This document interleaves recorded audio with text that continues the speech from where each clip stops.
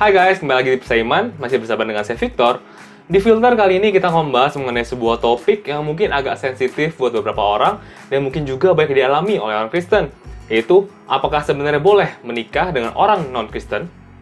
Kalau kita mengacu kepada Alkitab jelas sekali mengatakan untuk kita menikah dengan orang yang seiman dengan kita. Ini bisa kita baca di 1 Korintus 7 ayat 39. Istri terikat selama suaminya hidup. Kalau suami telah meninggal, ia bebas untuk kawin dengan siapa saja yang dikehendakinya, asal orang itu adalah seorang yang percaya. Atau ayat lainnya bisa kita temukan di 2 Korintus 6 ayat ke-14. Janganlah kamu merupakan pasangan yang tidak seimbang dengan orang-orang yang tak percaya. Sebab persamaan apakah terdapat antara kebenaran dan kedurhakaan? Atau bagaimanakah terang dapat bersatu dengan gelap? Namun, ayat-ayat tersebut semakin sulit untuk kita terima di saat kita sudah membuka hati dan pasar kita kepada orang lain. Dan akan mulai muncul bermain di kepala kita godaan-godaan yang sama seperti ular katakan kepada Hawa di kitab Kejadian. Pertanyaan seperti, memangnya benar ya Tuhan berkata seperti itu? Beberapa pembelaan atau pembenaran yang sering digunakan oleh orang-orang yang berpasangan dengan orang yang tidak percaya, salah satunya adalah, kan saya bisa jadi terang buat dia. Siapa tahu nanti dia bisa jadi orang Kristen. Dan bukankah itu tujuan kita sebagai orang Kristen? Ya, sebenar banget. Tugas kita adalah untuk membuat semua bangsa menjadi muridnya Yesus. Tapi kan ini tidak harus dalam ikatan pernikahan. Lalu yang kedua adalah, bagaimana kalau nanti setelah menikah, orang tersebut tidak mau berubah? Kalau tidak, bukankah kita sedang memperlakukan pernikahan kita sebagai sebuah perjudian? Apakah itu bijaksana? Pembelaan atau pembenaran kedua yang sering digunakan adalah, orang pernikahan sesama Kristen saja bisa cerai kok. Apa bedanya dengan menikah dengan non-Kristen?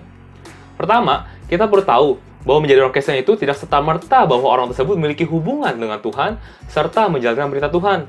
Oleh karena itu, disinilah proses pacaran menjadi hal yang sangat penting, di mana proses inilah kita melihat apakah orang tersebut benar-benar Kristen yang mentaati hukum Tuhan atau hanya Kristen KTP. Kedua, justru ini bisa jadi peringatan buat kita semua bahwa pernikahan itu tidaklah mudah.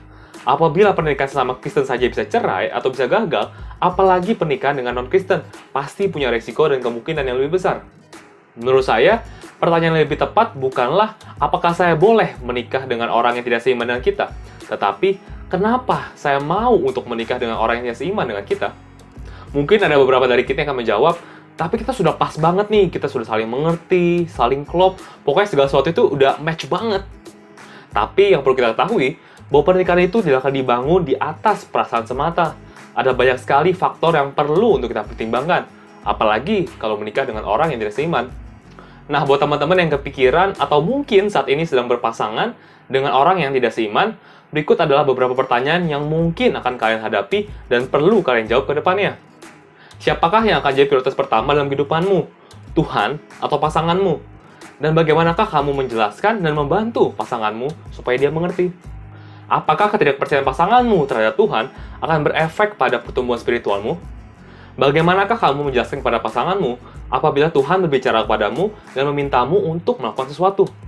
Bagaimana misalkan kamu percaya bahwa Tuhan mau kamu dan pasanganmu melakukan sesuatu bersama-sama sebagai pasangan? Bagaimana jika Tuhan berbicara kepada kamu untuk menghentikan beberapa kebiasaan? Apakah dia akan mengerti? Apakah dia akan berpikir kamu masuk akal? Secara semua orang kan melakukannya. Jika nanti suatu hari kamu punya anak, apakah pasanganmu akan membiarkan anakmu untuk mengenal Tuhan? Apakah dia akan keberatan saat kamu membawa anakmu ke gereja atau acara Kristen lainnya? Apakah ketidakpercayaan pasanganmu akan berdampak negatif terhadap kepercayaan anakmu atau bahkan cucumu kepada Tuhan? Jadi, kita bisa melihat ya, bahwa ada banyak sekali hal-hal yang tidak bisa diselesaikan hanya dengan perasaan semata. Pada dasarnya, ada 3 buah kemungkinan yang akan terjadi apabila kalian tetap memutuskan untuk menikah dengan pasangan yang beda iman. Dan ini juga bisa berlaku buat teman-teman yang menikah ataupun berpasangan dengan orang yang hanya ngaku Kristen atau Kristen KTP saja. Yang pertama, untuk bisa selaras dengan pasangan kita, mau tidak mau kita harus mengenyampingkan Yesus dari kehidupan kita. Ini bukan berarti kita meninggalkan iman kita ya, tapi akan berefek pada kehidupan spiritual kita sehari-hari atau our daily devotional. Seperti misalkan pergi ke komsel, pergi ke gereja, memberikan bantuan buat teman-teman yang tiba-tiba butuh bantuan, pergi pelayanan, memberi perpuluhan, atau bahkan membesarkan anak kita dalam Tuhan. Dan hal inilah yang perlu kita minimalisasi atau bahkan kita hindari demi menjaga kerukunan di dalam rumah tangga. Yang kedua, misalkan kamu adalah orang yang tipenya cukup keras dan memegang teguh iman Kristen kamu, kemungkinan besar pasanganmu lah yang akan terkesampingkan.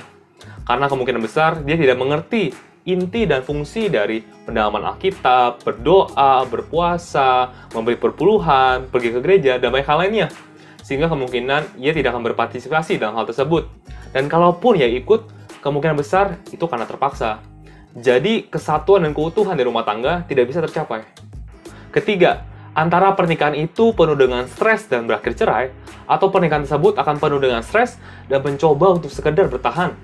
Kedua-duanya sama-sama membuat kedua belah pihak tidak bahagia dan kesepian. Apakah ini pernikahan yang kalian mau? Pernikahan yang menghambat pertumbuhanmu dengan Tuhan, serta pertumbuhan hubungan kalian sebagai pasangan. Pasangan yang tidak seimbang yang kita temukan di 2 Korintus 6 ayat 14, di dalam bahasa Inggris disebut dengan unequally yoke, di mana yoke ini adalah skuk, alat yang digunakan petani kepada hewan untuk membajak sawah. Umumnya, petani akan menggunakan 2 ekor hewan yang memiliki ukuran yang sama, tinggi yang sama, serta kekuatan yang sama. Karena yoke atau kuk itu berat, maka akan terjadi kesulitan apabila kedua hewan yang digunakan tidak memiliki besar, tinggi, serta kekuatan yang sama. Karena berat daripada kuk tersebut tidak dapat terdistribusikan dengan baik. Oleh karena itu, sama halnya dengan pernikahan yang tidak seimbang, adalah suatu hal yang tidak bijaksana untuk kedua belah pihak. Terakhir, kita perlu mengerti bahwa Tuhan membuat aturan ini bukan untuk membatasi kita, justru ingin menolong kita serta menghindarkan kita dari kesusahan-kesusahan yang mungkin atau perlu untuk kita alami ke depannya. Oleh karena itu, buat teman-teman yang belum menikah, pikirkanlah hal ini baik-baik dan patuhilah hukum Tuhan, sehingga kita bisa memiliki pernikahan yang sesuai dengan rencana Tuhan dan membawa kita untuk lebih dekat kepadanya. Oke guys, sekian dulu buat video kali ini. Semoga video tadi bisa membantu kalian semua untuk mendapatkan pemahaman yang lebih lagi mengenai pernikahan yang sesuai dengan apa yang Tuhan mau. So, jangan lupa like video ini kalau kalian suka. Jangan lupa juga buat share ke teman-teman kalian yang membutuhkan. Jangan lupa juga buat komen kalau ada hal-hal yang mungkin kita bisa bahas bersama-sama. Dan jangan lupa buat subscribe buat kalian yang belum subscribe. Dan nyalakan loncengnya ya, supaya kalian gak ketinggalan video-video selanjutnya. So, thank you guys for watching. See you, stay safe, and God bless.